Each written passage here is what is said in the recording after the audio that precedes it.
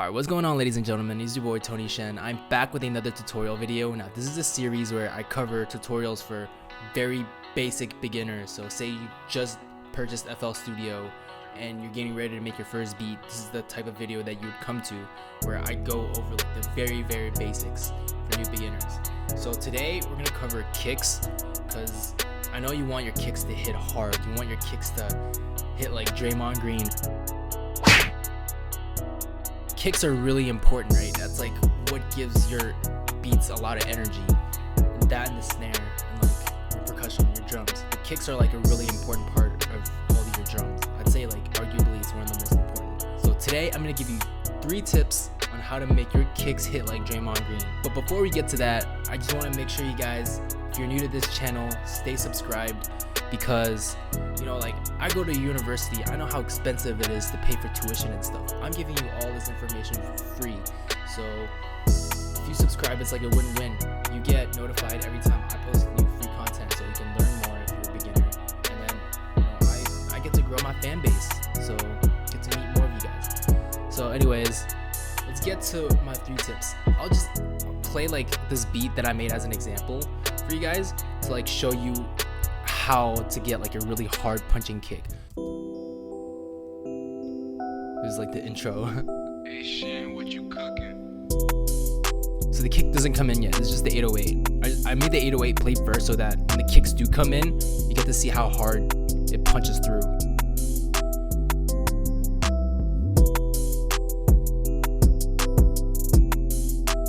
You hear how it just cuts through everything? And it gives it that energy and that bounce. That's really the type of energy and like the ability you're looking for when you make your kicks. So I will give you 3 tips that I used in this very beat on how to achieve that sound for kicks. Number 1, I'd say, is like the most fundamental and most applicable, is just pick the right sounds, right? Like, so I know this is like very simple, and I know you're expecting like some secret formula type like move X here, shift Y up here. No. Like, this is very simple but very important, because if you think about it, the better your kick sounds from the beginning, the less you have to do in terms of mixing, which is really like what this video is about, like the mixing of the kick. You don't really need to know that much about mixing to make your kick sound good, as long as you pick the right kick. So how you would do that is just find sound packs, like buy them from, you know, like Nick Mira or like Decap or whatever, right? And just pick the right sounds. You can also find a bunch of like free drum kits on Reddit with like Google Drive download links, right? Just find the right sound so you don't have to do that much mixing. I mean, I know you're like a completely new beginner and you're not trying to spend all of your first hours on FL Studio learning how to mix a kick. Like, that's too much of a step up. I know you're just trying to make your first beat and then post it on SoundCloud or YouTube or whatever, right? So just find the right sound, and you don't have to spend as much time mixing. Like, if you look at my kick, like, there's barely anything on it. It's just picking the right kick sound, right? So that's tip number 1. Just pick the right sound and you're gonna be good to go. Tip number 2 for finding the right kick is understand that sound, volume, and like energy is relative. The point of you finding a kick that hits isn't by making it louder or like punchy. It's just by making it sound loud compared to the other sounds surrounding it. So say like you turned your phone notifications, your ringtone all the way up, right? And you're at a club with loud music playing.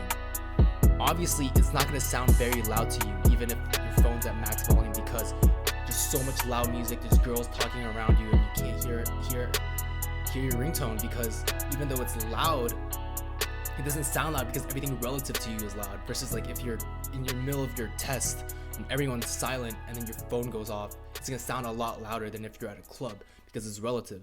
Same thing with your kick. If all the sounds around your kick, like all your drums are really loud, then your kick isn't gonna sound loud. It's just gonna blend in and it's not gonna punch through. Like, I just turned everything up, right?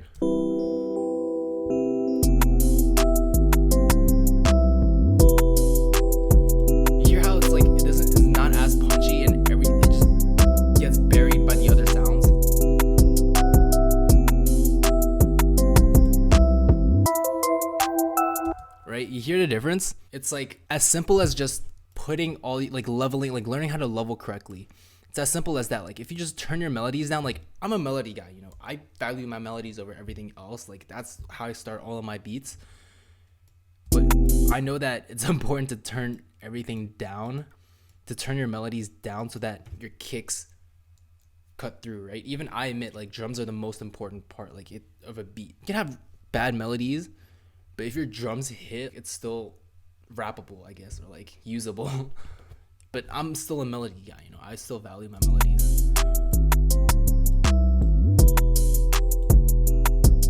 But you hear how when I turn everything down, also your 808 too. I like putting my 808 below the kick just a little bit, just so that the kick can sound through the 808. Turn my hats down. But yeah, make sure everything relative to your kick, you give your kick enough space. Like make sure you turn everything down relative to your kick so that your kick has space and it sounds louder. Like the reason the kick sounds louder and cuts through is because everything else sounds softer. I might look tall next to someone who's 5'2", but next to like LeBron James, I'm short, right? Last but not least, this is like probably the most practical tip in terms of what you can do to make your kick sound hard, which is this one plugin that literally saved my life. This is the Jesus of all plugins. Like I love this plugin more than I love myself. This plugin literally saved me. It's called Camel Crusher, and I like here's the kick. Here, I'm just gonna play. Here's the difference. This is without Camel Crusher, and you notice how it's like at 12 decibels, right? Or negative 12 decibels. It's still like around the same, but it sounds so much punchier. It just makes a whole big difference. And this is a free plugin. Literally just Google Camel Crusher and then you can download this plugin for free. This is like, I'm going to show you exactly how to use it, right? So let me turn this off, start a new Camel Crusher. But basically, it's very, very simple. All you have to do is use your ears. This is what you do, right? Like, this is what I do to make my kicks sound punchy, like Bruce Lee type kick. But I turn the compression off because I don't really want to compress my kicks. From what I hear, like the raw kick, it already sounds a little compressed. Right? I'm not gonna get into like compression and everything. Go to Lifestyle Did It. Like he has the most, like the best mixing tutorial. Literally everything I learned, like a lot of the things I learned in terms of mixing, I learned from him. So shout outs to Lifestyle Did It. Like this guy's a mixing genius. Go to his channel if you want to get more into mixing. But in terms of just finding the right sound and making your kicks hit, literally all you have to do is use your ears and just experiment with the different knobs.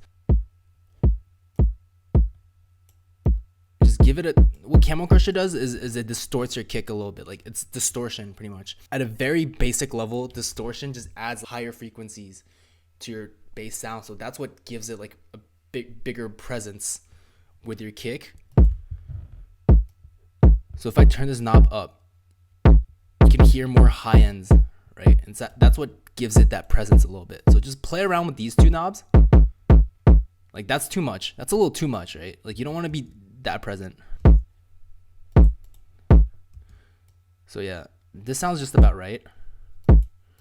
But you see how like that's before it was at negative 12 decibels, but now it's at like almost negative 6, right? So you want to turn that back down using the master gain.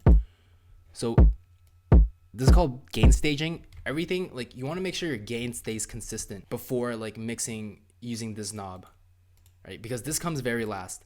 So all these effects occur before this affects like the volume of your sound. So you have to make sure that the gain coming in is the same as the gain coming out. So that's why like you have to readjust the master volume knob to make sure that it stays consistent. So see, even though it's the same exact volume, it just sounds louder because we added additional frequencies with the distortion. So experiment a lot with Camel Crusher. That is your best friend. And yeah.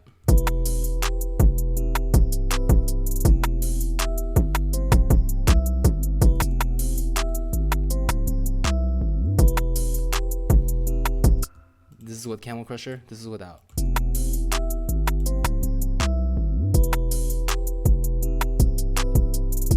So you hear the difference, right? It's like a really clear difference, and it just makes your kick a lot more present, and it'll cut through the mix, and you'll hear it even on your phone speakers. So that's all I have for today. If you haven't already, again, if you're new to this channel, make sure to stay subscribed. I have a lot more content like this. If you have any questions, leave them in the comments below. Like, I'm literally stuck at home quarantine. I have nothing better to do. Like, it's not like I'm going out to parties or anything, right? I'm gonna answer your questions. So make sure to stay subscribed. Make sure to give any feedback that you want, like any further tutorials that you'd like me to go over. I'm here for you. I am your personal teacher online. I am your Zoom professor if you're in college or high school. I don't know. But hope you guys enjoyed again. It's your boy Tony Shen. Peace out. Hope you make the most fire beats with this information that I just provided you for free without charging you a single penny of tuition. But thank you guys. It's been a blessing. Peace out.